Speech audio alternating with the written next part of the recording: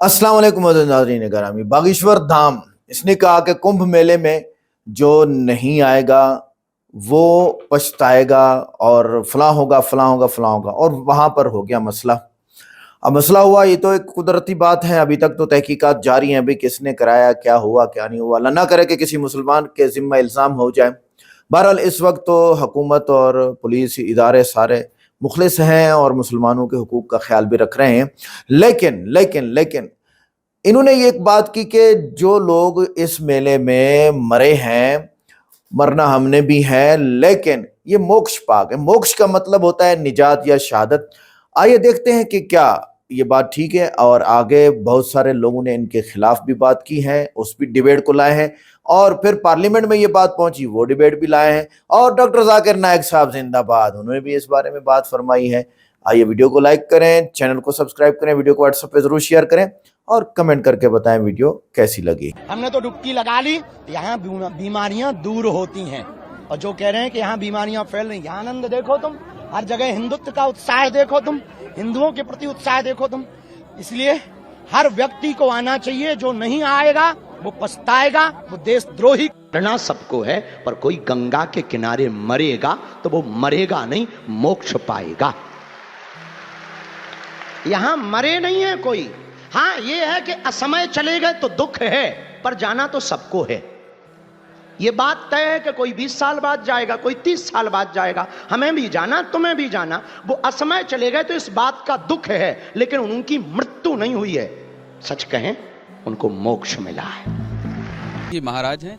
महाराज जी, धीरेन्द्र शास्त्री जी ने जो बयान दिया है, आप सहमत? बात यह है कि किसी व्यक्तिगत व्यक्ति के बारे में हम क्या कहें, लेकिन अगर हम सिद्धांत रूप से कह सकते हैं कि अगर कोई ये कहता है कि भगदड़ में लोग मारे गए, अच्छा ही हुआ कि उनका मोक्ष हो गया, तो मोक्ष तो बहुत दुर्लभ वस्तु है। सनातन धर्म में मोक्ष से बढ़ के कुछ नहीं है। तो जो महापुरुष इस तरह के वक्तव्य दे रहे हैं, उनको आके यहाँ उसी तरह का मोक्ष, जिस तरह के मोक्ष के बारे में वो बोल रहे हैं, ले लेना चाहिए। अभी भी यहाँ जनता है, जनता हमको नहीं लगता है कि संकोच करेगी। तो बहुत बड़ी बात आपने, उन्होंने जो बात कही वो छोटी थी? इतने लोग कुचल कुचल करके, घुट घुट करके मर गए, और आप कह रहे हैं कि ये तो होता ही है, एक दिन तो सबको मौत आती है। अरे मौत आती है, अपनी मौत मरता व्यक्ति। आप क्यों? आपने आश्वासन दिया था, आपने प्रचार किया था, आपने निमंत्रण पत्र बांटे थे, आपने कहा था कि 40 करोड़ लोग आने वाले हैं, 100 करोड़ की मैं व्यवस्था कर रहा हूं। तो जब 100 करोड़ की व्यवस्था में 40 करोड़ लोग में अव्यवस्था कैसे हो सकती है? 100 करोड़ की व्यवस्था कोई करे, 140 करोड़ आ जाएं, तब अव्यवस्था की संभावना होती है। 100 करोड़ की आपने व्यवस्था की, 40 करोड़ आए, आप ही के शब्दों में। तो 100 करोड़ की व्यवस्था में 40 करोड़ आने से अव्यवस्था कैसे होती है, हमको बताया जाए। संत महात्मा और कथावाचक इस तरीके के बयान देंगे तो जो पीड़ित परिवार है उनका दुख दर्द तो और बढ़ेगा। इस बारे में अगर उनको विचार होता तो ऐसे शब्द नहीं निकलते उनके मुख से। महाराज जी, क्या ये किसी को खुश करने के लिए इस तरीके के बयान दिया गया है? मामले को हल्का करने, साबित करने के लिए इस तरीके की बयानबाजी की गई? ये तो प्रत्यक्ष है कि इस बारे में लोगों की जो पीड़ा है उसको एक तरफ परे ढकेल दिया जाए। पहले फुटेज हटा दिए गए, पहले संख्या हटा दी गई, पहले मृत्यु की बात ही को गोल कर दिया गया, और अब जो कुछ अगर हो भी गई है तो वो तो बहुत अच्छा हो गया। ऐसा कह करके बात को बहुत हल्का करने की चेष्टा की जा रही है। आखिर किसी को बचाने के लिए तो की जा रही है, अन्यथा इस संसार में मृत्यु से बढ़ करके दूसरा कोई सच नहीं होता। और इस तरह की जो मृत्यु है उससे बढ़ करके पीड़ादायी कोई वस्तु नहीं है। मैं राष्ट्रपति महोदया का बहुत धन्यवाद देना चाहता हूं कि उन्होंने बाबा साहब अम्बेडकर के नाम नमन करके इसकी शुरुआत की, और जो लोग इसको एक फैशन बतलाते थे, आज कहीं न कहीं ये साबित कर दिया कि बाबा साहब भीमराव अंबेडकर का नाम लेना फैशन नहीं, बल्कि हर भारतीय की आस्था है। उस महान आदमी जिसने भारत का शानदार संविधान दिया, आज हम सब लोग उनके विचारों पर बचाने के लिए, भारत के संविधान को बचाने के लिए संघर्ष कर रहे हैं। और हमें फक्र है कि हमारे नेता विपक्ष राहुल गांधी जी के नेतृत्व में, कांग्रेस पार्टी के नेतृत्व में हम इस लड़ाई को लड़ रहे हैं और लड़ते रहेंगे। हम आज बाबा साहब का अपमान न सहे हैं न सहेंगे, और 100 बार नहीं 1000 बार लेते रहेंगे, और हम सब मिलकर ये कहना चाहते हैं भारतवासी। इससे ज्यादा हम लोगों के लिए खुशी की बात नहीं कि माननीय राष्ट्रपति जी ने बाबा साहब भीमराव के अंबेडकर के नाम से आज शुरुआत किया। मैं इलाहाबाद से चुनकर आता हूं, वहां पर जो कुंभ मेला का आयोजन किया जा रहा है, मैं सबसे पहले संसदीय क्षेत्र इलाहाबाद, इसलिए मैं सबसे पहले उन श्रद्धालुओं को जिन्होंने अपनी जान गंवाई है उनकी स्मृतियों को नमन करता हूं, श्रद्धांजलि देता हूं। और मैं एक चीज कहना चाहता हूं, जो लोग कुंभ मेला, अर्ध कुंभ और कुंभ को नहीं जानते, कि कुंभ की असली आस्था जो गांव में है, भक्ति के रंग में रंगल गांव देखा, धर्म में कर्म में सनल गांव देखा, अगल में बगल में सगल गांव देखा, अमावस्या नहाए चलल गांव देखा। मौनी अमावस्या का नहान कैलाश गौतम जी ने अपनी कविता के माध्यम से चरितार्थ किया है। लोग मौनी अमावस्या में लाखों करोड़ों लोग आए और उत्तर प्रदेश की सरकार ने कहा था कि 10 करोड़ लोग नहान के लिए आएंगे। अगर कोई सामान्य आदमी भी अपने घर में व्यवस्था करता है, किसी को न्योता देता है, बुलाता है, तो उसके खाने पीने रहने खाने की व्यवस्था करता है। लेकिन उत्तर प्रदेश की सरकार ने उन श्रद्धालुओं को, जो आम श्रद्धालु आए थे, उनकी व्यवस्था नहीं की। उनके साथ कहीं न कहीं वो 30-30 किलोमीटर पैदल चलकर गए गंगा के स्नान के लिए। जिस आस्था के साथ गए, मैं कहना चाहता हूं, उनके न शौचालय की व्यवस्था थी, न पानी पीने की व्यवस्था थी, न उनके रहने की व्यवस्था थी, और न खाने पीने की व्यवस्था थी। इसलिए मैं कहना चाहता हूं कि आप कभी जाकर देखें। मैं सभी लोगों से कहना चाहूंगा कि कभी कुंभ मेले में जाकर देखिए तो वहां का माहौल कैसा है। उल्लास का, उमंग का माहौल था जब 29 तारीख को लोग, 28 तारीख को लोग, 27 तारीख को लोग पैदल चलते हुए जा रहे थे। उल्लास उमंग का माहौल था। और जो हमारे तंबू और कनात लगाए गए, तंबू कनात नहीं थे। कविता के माध्यम से कहना चाहता हूं, अजर हो गया है, अमर हो गया है, शहर तंबुओं का शहर हो गया है, महाकुंभ की आस्थाओं में डूबा ये लाखों करोड़ों का घर हो गया है। इस तरीके हमारा महाकुंभ का नगर बसा। उस नगर में सरकार ने जिस तरीके की व्यवस्था की, उसमें कहीं क्राउड मैनेजमेंट नहीं था। कहने को कहा गया 144 साल बाद संजोग बना जब अमृतपान करने के लिए लोगों को आपने बुलाया। आज तक बुलाया नहीं जाता था, पहली बार उत्तर प्रदेश की सरकार ने बुलाया, और बुलाने के बाद व्यवस्था राम भरोसे छोड़ दी और 3 जगह भगदड़ हुई। मैं कहना चाहता हूं, आज तक उत्तर प्रदेश की सरकार ये बतलाने को तैयार नहीं कितनी भगदड़ कितनी जगह पर हुई, कितने लोग मारे गए। आज तक उन लोगों का नाम हम लोगों को बताया नहीं जा रहा।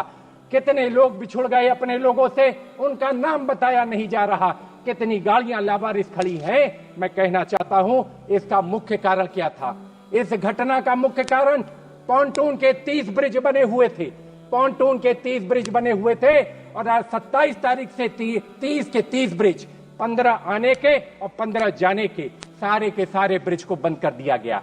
एक ही मार्ग से आना था, एक ही मार्ग से जाना था। इस कारण ये व्यवस्था खराब हुई। मैं कहना चाहता हूं, जब आदमी इतनी दूर से चलकर आएगा 20-20, 30-30 किलोमीटर, तो वो उसी रेती में जाकर सो गया। एक तरफ सोते हुए लोग और एक तरफ चलता हुआ जनसैलाब। कहीं न कहीं जिला प्रशासन, कहीं न कहीं मेला प्रशासन, कहीं न कहीं पुलिस प्रशासन फेल हो गया। उत्तर प्रदेश की सरकार के दावे खोखले साबित हुए और आदमी इतनी बड़ी दुर्घटना घटित हो गई। मैं कहना चाहता हूं, ये वीआईपी मेला नहीं था, ये आम श्रद्धालुओं का मेला है, ये आम श्रद्धालुओं का महाकुंभ है। लेकिन जिस तरह वीआईपी गाड़ियों की हूटन लगी गाड़ियां, सायरन बजाती हुई गाड़ियां, संतों की वाणी उसमें खो गई।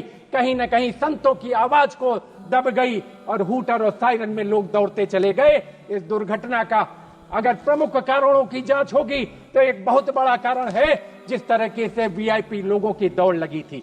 वीआईपी लोगों को चिंता थी अपनी फोटो खिंचवाने की, फोटो अपॉर्चुनिटी लेने की। सरकार को चिंता थी इवेंट मैनेजमेंट कराने की, अपनी ब्रांडिंग करने की। लेकिन ये वो जगह नहीं थी।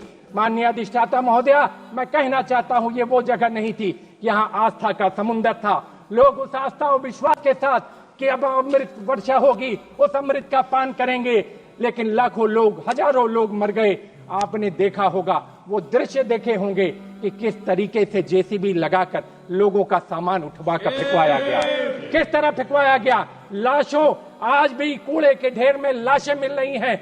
लोग उठाने को तैयार नहीं है, लेकिन जबरदस्ती पुलिस वाले मार मार कर जो है लाशें उठवा रहे हैं। मैं कहना चाहता हूं, इसकी गहनता से जांच हो, इसकी गहराइयों से जांच हो और दूध का दूध पानी का पानी हो और जो लोग जिम्मेदार हैं उनके खिलाफ कठोर से कठोर कार्रवाई हो। मैं आपसे कहना चाहता हूं, मैंने प्रेस और टेलीफोन के माध्यम से इसको पहले सचेत किया था कि मकर संक्रांति के बाद मौनी अमावस्या 4 गुना ज्यादा लोग आएंगे। 4 गुना ज्यादा लोग आए, लेकिन सरकार ने मेरी बात को अनदेखा कर दिया, हमारी बात को अनसुना कर दिया और कहीं न कहीं वीआईपी के पीछे मेला प्रशासन, जिला प्रशासन, पुलिस प्रशासन भागता गया। वीआईपी लोगों ने उनको काम नहीं करने दिया, रोज के रोज फोटो खिंचवाने की होड़ लगी रही। मैं कहना चाहता हूं, इस मेले में भ्रष्टाचार भी हुआ, साल की लकड़ी का 300 करोड़ का घोटाला हुआ। पहले सरकार से सरकार को जाता था, अब चुने हुए कुछ चिन्हित ठेकेदारों को यह काम दिया गया, खराब लकड़ियां दी गई और अंत में पुल बनकर तैयार हुआ, जिसकी वजह से ये बड़ी दुर्घटना होते होते आपके सामने है। आज भी आंकड़े छुपाए जा रहे हैं, जो लोग मरे हैं उनके नाम नहीं बताए जा रहे हैं। इसलिए मैं आप लोगों से कहना चाहता हूं, जेपीसी की मांग करता हूं कि संसदीय समिति के सभी सांसद जाएं और जाकर देखें कि ये दुर्व्यवस्था क्या है, अव्यवस्था क्या है। एक कविता के माध्यम से कहना चाहता हूं, झूठ के सैलाब में सच के किनारे बह गए, चांद की झूठी तरफदारी में तारे रह गए, पूछिए मत कौन दोषी है गिरावट का, यहाँ मुल्क के मजबूत पाए सबसे पहले ढह गए। ये हालात हैं प्रयागराज के। आज प्रयागराज के लोग पीड़ा में हैं, आंसुओं से रो रहे हैं। जो मायूसी छाई हुई है, इसका जवाबदार और गुनाहगार कौन है, हम जानना चाहते हैं उत्तर प्रदेश की सरकार और केंद्र की सरकार से। इन सरकारों ने इतने पहले आयोजन की व्यवस्था की, कहा मेट्रो बनेगा, कहा गंगा एक्सप्रेस वे बनेगा, कहा 6 लेन ब्रिज बनेगा, लेकिन आज भी एक भी चीज बनकर तैयार नहीं है। ये है केंद्र सरकार की, उत्तर प्रदेश सरकार की विफलता। एक भी मजबूत काम नहीं हो पाया, एक भी ढांचागत काम नहीं हो पाया जिससे क्राउड मैनेजमेंट की बेहतर व्यवस्था हो। अगर दुर्घटना हुई थी, उसके इवैक्यूएशन की, उसकी तैयारी कोई भी नहीं थी। जिस समय घटना हुई 1:30 बजे रात, उसके बाद दूसरी घटना झूसी में 5:30 बजे की है, लेकिन प्रदेश की सरकार उसको मानने को तैयार नहीं। मैं कहना चाहता हूं, इसकी जांच जेपीसी के द्वारा नहीं होगी तो कहीं न कहीं दूध का दूध पानी का पानी नहीं होगा। और लोग कहते हैं कि जो लोग मरे उनको मोक्ष प्राप्त हो गया। इससे बड़ा हास्यास्पद बात क्या हो सकती है? गरीब की मौत का मजाक अगर उड़ाया जा रहा है तो इस सरकार के द्वारा उड़ाया जा रहा है। वो मोक्ष को नहीं, कोई सरकारी व्यक्ति मोक्ष को प्राप्त नहीं हुआ, कोई बड़ा व्यक्ति मोक्ष को प्राप्त नहीं हुआ। गरीब किसान मरा, वहां पर गरीब किसान ने अपना दम तोड़ा, जिसकी लाशों की गिनती उनकी लाशों की गिनती आप करने को तैयार नहीं। क्या था बताओ उनका पाप? मैं तो पूछना चाहता हूं, क्या था बताओ उनका पाप?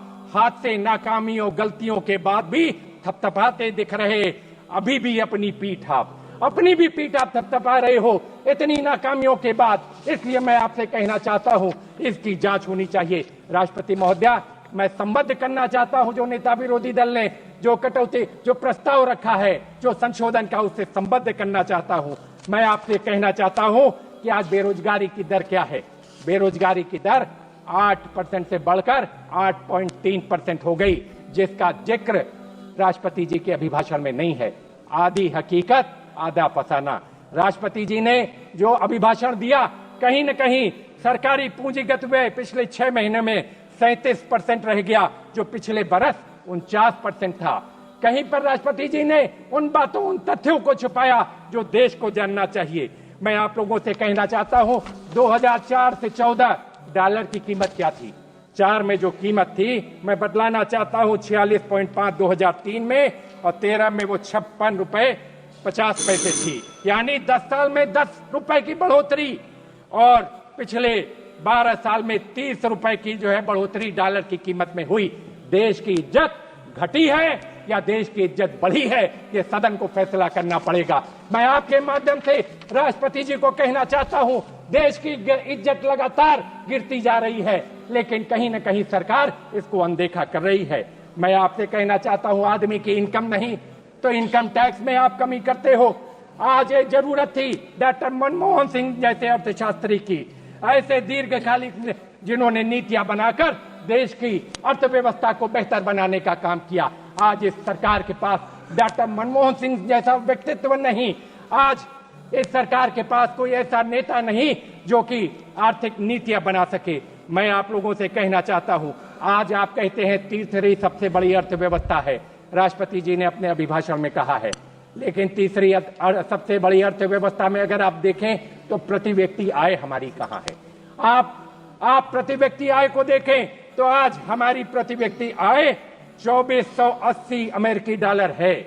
अगर हमको 2047 तक विकसित देश बनाना है तो 12,500 डॉलर हमारी प्रति व्यक्ति।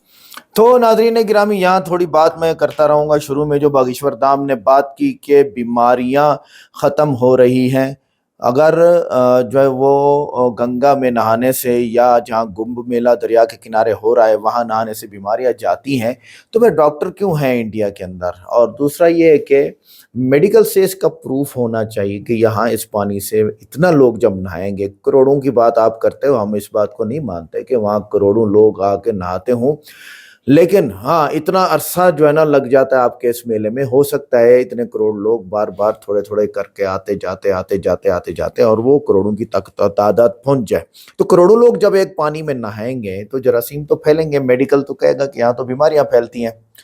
तो मेडिकल से प्रूफ लाना चाहिए। इसका खाने पीने का मसला तो भाईजान है, वो जो शुरू में पंडित ने कहा कि भी 40 करोड़ लोग हैं, 100 करोड़ को बुलाया गया है और उनके खाने पीने का बंदोबस्त नहीं किया गया। और इस भाई ने भी कहा, जो पार्लियामेंट में खड़ा हुआ है, इसने भी कहा कि वहां लोग भूखे मरे हैं। इसकी मैं 2 एग्जाम्पल देता हूं जो मुस्लिम कम्युनिटी के अंदर होते हैं। एक हज होता है जहां पे 25 से 27 लाख, वो तो कंप्यूटराइज्ड हैं, सारे लोग हज करते हैं। 30 तक भी वहां तादाद कही गई है। तो 30 लाख लोगों ने हज किया तो वहां पर पता है कितना वाफिर खाना पड़ा होता है, कंटेनर्स के कंटेनर्स पड़े होते हैं और वो खाना पैक्ड होता है और वो कूल होता है और आप उसे निकालते हैं और उसको ठंडा ठंडा खाते हैं, ठीक है। तो वो ख़त्म नहीं होता, पानी जगह जगह पे पानी होता है और मतलब इतना ख्याल किया जाता है। इसके बरक्स चलो वो तो एक हुकूमती लेवल पे एक बहुत बड़ा काम किया जाता है। हम आ जाते हैं निज़ामुद्दीन औलिया इंडिया में, तो वहाँ पर जो तबलीगी इज्तिमा होता है, कितने लाख लोग आते हैं? मेरा अंदाज़ा 10 लाख लोग आते हैं बस। एक करोड़, 150 करोड़ लोगों की कम्युनिटी पीपल हैं, लेकिन 10 लाख लोग आते हैं, ठीक है, तबलीग में। 10 लाख लोगों के लिए वहाँ पर कैंटीनें मरकज़ वाले वहाँ पर लगवाते हैं कि भी 10 लाख लोगों को खाना मिलना चाहिए। उनके वाशरूम, उनके गुस्ल खाने, नहाने के लिए वुज़ू खाने, वुज़ू करने के लिए नमाज का और कपड़े चेंज करने का सिस्टम फलां फलां फलां। हम खुद उस इज्तिमा में खिदमत करते रहे हैं जहाँ तबलीगी इज्तिमा होते हैं। हम ज़मीन खोद के बांसें लगाते थे, तारें लगाते थे, कपड़ा लगाते थे, फलां फलां फलां। वक्त था, गुजर गया अल्लाह के फजल से, अल्हम्दुलिल्लाह सुम्मा अल्हम्दुलिल्लाह। 40 करोड़ नहीं मान सकता मैं, बहुत ये झूठ है। और आगे आते पार्लियामेंट वाले, हिंदू ने खूब कुचला है, ये जिसकी तस्वीर आप देख रहे हैं, इन्होंने सबको कुचला। मसला ये है कि जिसकी लाठी उसकी भैंस, लिहाजा कुछ नहीं होने वाला। ना बाबा ना ना ना, कुछ नहीं होने वाला। शैतान ऐसे तौर तरीके बना के बैठा है, कुछ नहीं होने वाला। इंडिया में इंसान की कोई कीमत नहीं कि कचरे से, कूड़े से लाशें मिल रही हैं। ओहो तौबा या अल्लाह, माफी माफी। इस्लाम कहता है कि एक बंदे की जो कीमत है, उसकी कदर है, वो सबसे ज़्यादा है, चाहे वो मैयत हो चाहे वो जिंदा इंसान हो, उसकी कीमत खूब है, बहुत ज़्यादा है अल्लाह ताला के यहाँ। उस कीमत को आप नहीं घटा सकते। महाकुंभ मेले के अंदर अकायद देखें आप क्या है। अकायद ये है कि हिंदू धर्म का एक बड़ा मजहबी त्यौहार है और यहाँ पर पाप धुलने का अकीदा है कि जी नहाने से पाप धुल जाएंगे। यही ईसाई कहते हैं। आपने आजकल वायरल वीडियोस देखे होंगे कि मर्द जो है ठंडे पानी में 3 डुबकियां लगा के निकल आ जाता है। ये उनका मजहबी एतवार है और पता नहीं क्या क्या इशारे कर रहे होते हैं ईसाइयों वाले। तो अगर इस तरह तो शरीयत होती नहीं है। शरीयत तो कहती है गुनाह मत करो, हो गया तो अल्लाह ताला से दुआ मांगो, या अल्लाह मुझे माफ कर दे और उस गुनाह को छोड़ दो, तब जाके होते हैं। अच्छा, अमृत की बरकत, हमारे यहाँ इस्लाम में आबे ज़मज़म है और उस आब ज़मज़म का जिक्र अहादीस मुबारक में हज़रत मोहम्मद सल्लल्लाहु अलैहि वसल्लम से है, और मेडिकल भी उसको प्रूफ कर चुका है कि हाँ वाकई इसके अंदर बहुत ज़्यादा एंटीऑक्सीडेंट मौजूद हैं। और सत्संग और पूजा पाठ की अहमियत भी यहाँ बयान की जाती है। लेकिन गुनाह धुलना का अकीदा जो है वो अल्लाह ताला ने कुरान पाक में फरमाया, इन्नल्लाह युहिब्बुत तव्वाबीन व युहिब्बुल मुतत्तहिरीन, कि अल्लाह ताला तो तौबा करने वालों को और पाक होने वालों को क्या करता है, पसंद करता है। तो तौबा करने वाला कौन होगा? जो उस गुनाह को छोड़ देगा, उसकी तौबा करेगा अल्लाह ताला से तो माफ़ होगा। अमृत की बात जहाँ आती है तो इस्लाम इसके बारे में क्या कहता है? नबी करीम सल्लल्लाहु अलैहि वसल्लम ने फरमाया कि मन अहदस फ़ी अमरिना हाज़ा मा लैसा मिन्हु फ़हुव रद्दुन, जो हमारे दीन में कोई नई चीज़ ईजाद करे वो इसमें से नहीं है, वो मरदूद है। लिहाजा ये एक नई चीज़ है, कोई आब हयात नहीं होता। हम भी बचपन से सुनते आ रहे हैं आब हयात, कि आब हयात होता है और उसको पीने के बाद इंसान मरता नहीं है। ऐसा कहीं पे भी नहीं है, कहीं पे भी नहीं है, ऐसा है ही नहीं। जिन लोगों को अल्लाह ताला ने जिंदा रखना होता है उसको अल्लाह ताला खुद बचाते हैं। लिहाजा ये एक बिदअत है, बहुत बुरी बात है। और इस्लाम में इबादत सिर्फ अल्लाह की मखसूस है, और किसी भी गैरुल्लाह की इबादत, चाहे वो कोई भी शख्सियत या देवी देवता हो कोई भी, तो वो शिर्क के ज़ुमरे में आता है। इन्नल्लाह ला यग़फ़िरु अन युशरक बिही व यग़फ़िरु मा दून ज़ालिका लिमन यशा औ कमा क़ाल अल्लाह तबारक व तआला। शिर्क माफ़ नहीं होगा, इसके अलावा सब माफ़ हो सकता है। आइए आगे देखते हैं कितना कुछ चलता है ये भाई। आय होनी चाहिए। बताइए, हम 5 गुना भी अगर इसको बढ़ा दें तब भी हम वहां नहीं पहुंच सकते। आज हमारी जीडीपी की ग्रोथ 5.6% है। इसके हिसाब से अगर 6.5% के हिसाब से भी जीडीपी की ग्रोथ ले जाएं तभी भी हम 12,500 रुपया डॉलर तक नहीं पहुंच सकते। आज भारत कहां विकसित हो रहा है? गांव में चले जाएं आप, हमारे यहाँ एक न्याय पंचायत है बड़ोखर, वहां पानी पीने की व्यवस्था नहीं। शंकरगढ़ न्याय पंचायत हमारे यहाँ टाउन एरिया है, वहां गर्मी में लोग पानी को तरस जाते हैं। उपरौद एक इलाका आता है मांडा ब्लॉक में, वहां सिंचाई के पानी की व्यवस्था नहीं। कौन सा विकसित भारत आप बनाना चाहते हैं? ऐसा विकसित भारत जहां अमीर और अमीर हो रहा है और गरीब हो रहा है। प्रति व्यक्ति आय हमारी बढ़ती नहीं, गांव में पानी मिलता नहीं, सिंचाई के पानी की व्यवस्था नहीं। लेकिन मैं इसलिए आपसे कहना चाहता हूं कि आज देश के हालात अच्छे नहीं है। राष्ट्रपति महोदया को सही जानकारी न देकर कहीं न कहीं दिग्भ्रमित किया गया। सही उनको जो है वो बात न बताकर कहीं न कहीं मैं गालिब के एक शेर के साथ अपनी बात को खत्म करना चाहूंगा। तेरे वादे पर जिए हम तो ये जान झूठ जाना कि खुशी से मन न जाते अगर एतबार होता। ये गालिब ने कहा है। इस सरकार के बारे में, इस सरकार का रवैया ऐसा है। मैं तो कहूंगा जिस तरीके से कुंभ में अव्यवस्थाओं का हाल रहा, जिस तरीके से देश में अर्थव्यवस्था का हाल है, पूरे देश का हाल है, सरकार को सोचना चाहिए। सरकार को सोचकर फैसला करना चाहिए कि अगर हम लोगों ने दीर्घकालिक नीतियां नहीं कही, अभी कुछ साथी कह रहे थे ये कुंभ मेले पर कि ये कहीं न कहीं क्या है, कहीं न कहीं जो है साजिश है, षड्यंत्र है। हर जगह आपको साजिश और षड्यंत्र, कहीं न कहीं अपने अंदर झांक कर देखिए कि आपकी क्या कमियां थी, उन कमियों को दूर करने का प्रयास करिए। इस तरीके के पूरा प्रयाग आज रो रहा है।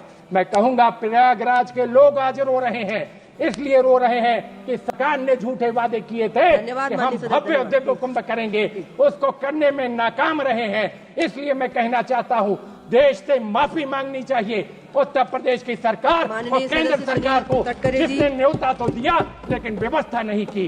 इसलिए मैं कहना चाहता हूं इतनी बड़ी दुर्घटना अब तक नहीं हुई। इसलिए मैं आप लोगों से कहना चाहता हूं कि पूरा देश इसको संज्ञान में ले और इस पर कोई न कोई कार्रवाई होनी चाहिए। हेलो जी डॉक्टर साहब, मैं पूछना चाहती हूँ कि अगर कहीं दिखाई देता है कि कोई एक्सीडेंट में अगर कोई मारा जाता है बुरी तरह से, तो कहा जाता है कि वो उसे उसका कर्मों का फल मिला है। लेकिन अगर कोई 2 महीने का या 1 महीने का बच्चा मर जाता है तो उसको कैसे उसका कर्मों का फल मिला? क्योंकि उसको अभी अभी इस पृथ्वी पर आया है, तो फिर कैसे उसको कर्मों का फल मिला है? बहन का सवाल है कि अगर कोई इंसान एक्सीडेंट में मारा जाता है तो बोलते हैं कि उसे कर्मों का फल मिला है। अगर एक 2 दिन या 2 महीने का बच्चा अगर मर गया तो उसे कैसे कह सकते हैं कर्मों का फल? ये सवाल एक अहम सवाल था। और आप देखेंगे धार्मिक किताब चाहे कुरान या वेद में, कुरान में लिखा है कि इंसान इस दुनिया में आएंगे, इस दुनिया में जिएंगे और ये दुनिया आपके लिए इम्तिहान है।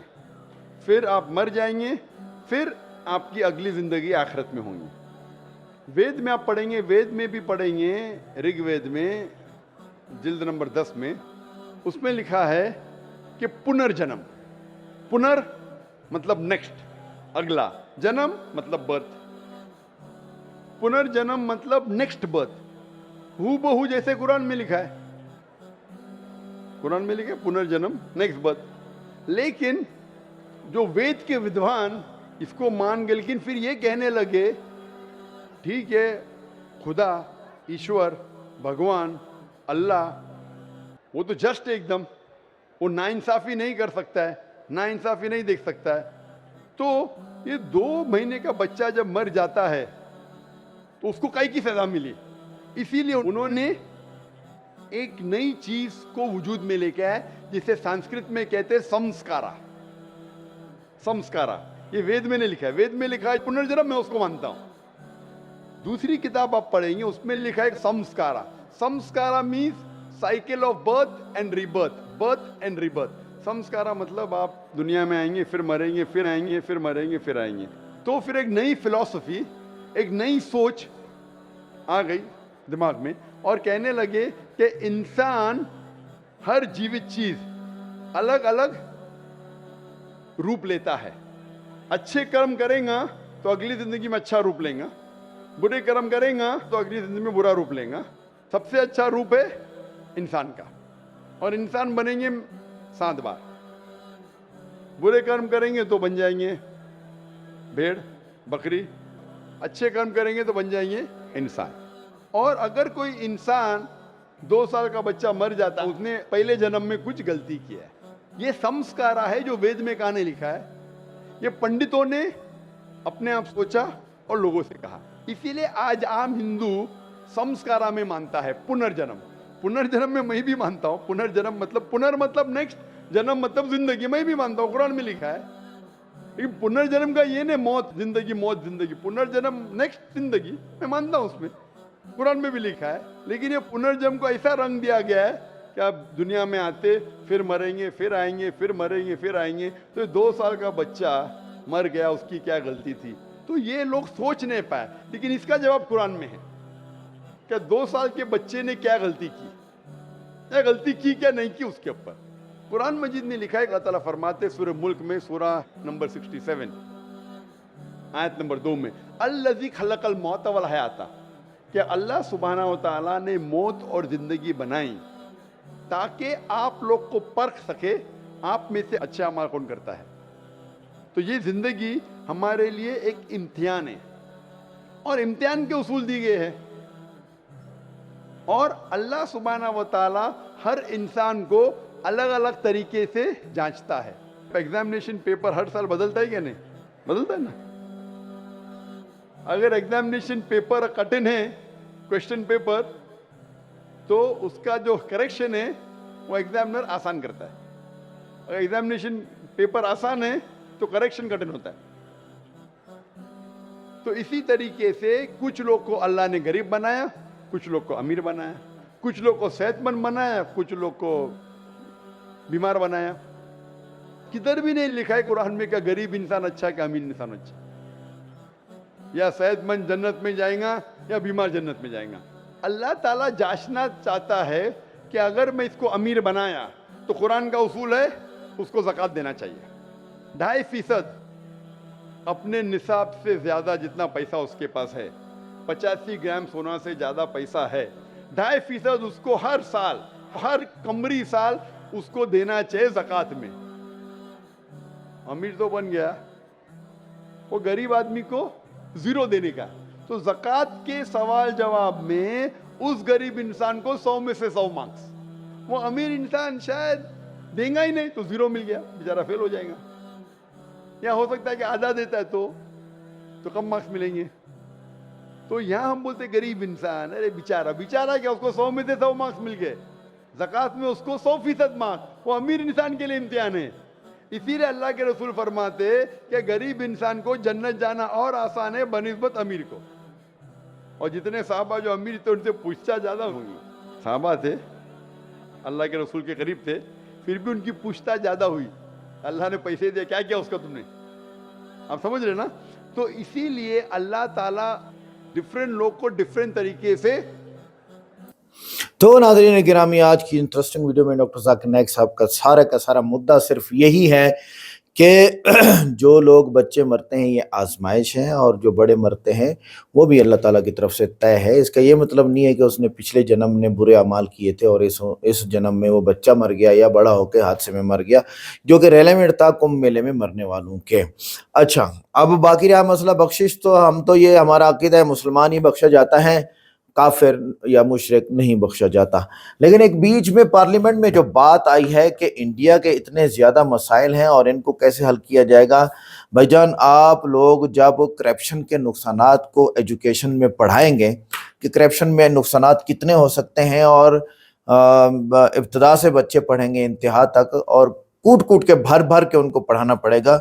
एजुकेशन सिस्टम को ठीक कर लें, करप्शन के नुकसानात समझाएं, और जो है वो ईमानदारी के फ़ायदे उनको समझाएंगे। तो अब मसला क्या हो रहा है, भारत में जो ग़िज़ाई किल्लत पैदा होती है वो ये होता है कि गैर मुनसिफाना तकसीम एक बड़ा मसला है, करप्शन है, तो हर कोई अपनों को नवाजता है, इसलिए बहुत सारे इलाकों तक अनाज पहुंच ही नहीं जा सक पाता। गोदामों में लाखों टन अनाज खराब हो जाता है लेकिन आवाम तक नहीं पहुंचता। ठीक है, रिश्वतें लेके जैसे भी धांधली करके सब किसी ना किसी तरीके से ये मसाइल हैं। और फिर आगे लाखों अफराद भूख और ग़िज़ाई कमी का शिकार हैं, ख़ास तौर पर देहात। जी बिल्कुल हकीकत है। और इसी तरह किसानों की पैदावार मुनासिब कीमत पर फ़रोख्त नहीं होती, जबकि शहरी इलाकों में खुराक की कीमतें ज़्यादा हैं। ये बहुत बड़ा जुल्म है हुकूमतों का किसानों के ऊपर कि उनके हुकूक खाते हैं। अच्छा, आगे इंडिया में पीने के पानी की मसाइल। आप तो फ़ख्र करते हैं ना कि इतनी बड़ी पॉपुलेशन, भारत के कई शहरों में साफ पानी की किल्लत है, कई इलाकों में लोग कई किलोमीटर दूर जाकर पानी लाते हैं। कई रियासतों में जहरीला पानी दस्तयाब है जो सेहत के मसाइल को पैदा करता है। भारत में दरिया और नहरें आलूदा हो चुकी हैं, सनती फजला बगैर सफाई के इनमें डाला जाता है। नहरों के अंदर डाल देते हैं तो इंडस्ट्री का जितना ख़राब चीज़ें हैं वो फिर बीमारियां फैलती हैं। रिहायशी मसाइल। भारत में बढ़ती हुई आबादी के बायस शहरों में झुग्गी बस्तियां बन रही हैं। मुंबई, दिल्ली, कोलकाता जैसे शहरों में रिहाइश महंगी, गरीब तबका खुले आसमान तले या झुग्गियों में रहने पर मजबूर। किराया इतना ज़्यादा हो चुका है कि मुतवस्सित तबके के लिए घर लेना बहुत मुश्किल। और ट्रांसपोर्ट के मसाइल। इतनी आबादी में भारत में ट्रेनें और बसें हद से ज़्यादा भरी हुई होती हैं। रोज़ाना लाखों अफराद बगैर सीट के सफ़र करते हैं। ट्रेनों में हादसात बहुत ज़्यादा होते हैं क्योंकि पुरानी लाइनें और कमज़ोर निज़ाम अपडेट नहीं होता। शहरों में ट्रैफिक जाम आम बात है। सड़कें कम और गाड़ियां ज़्यादा हो चुकी हैं। ओहो, इंसानों गाड़ियों के जंगल बन चुके हैं। बिजली के मसाइल। एनर्जी। कई देहातों में एनर्जी का कोई निज़ाम नहीं है और जहाँ है वहाँ लोड शेडिंग आम है। कई सनतें बिजली की किल्लत की वजह से सही काम नहीं कर पा रही। कूल और गैस से चलने वाली बिजली घरों की वजह से फिजाई आलूदगी में इजाफा हो रहा है। माहौलियाती आलूदगी। Climate change. दिल्ली, मुंबई और कोलकाता जैसे बड़े शहरों में हवा इतनी आलूदा है कि सांस की बीमारियां आम हो चुकी हैं। गंदे नाले और फैक्ट्रियों का फुजला दरियाओं में फेंका जाता है जिससे पानी की आलूदगी बढ़ रही है। जंगलात की कटाई ज़्यादा हो रही है और शहरी इलाकों में सब्ज़ा कम होता जा रहा है। इसके बरक्स इन्हीं मामलात को इसके बराबर आबादी वाला मुल्क चाइना ने कैसे कंट्रोल कर डाला है इन चीज़ों पर। देखें, ज़रई तरक्की मशहूर है, आम भी बगैर गुठली के पैदा कर डाले उन्होंने। चीन की जदीद टेक्नोलॉजी और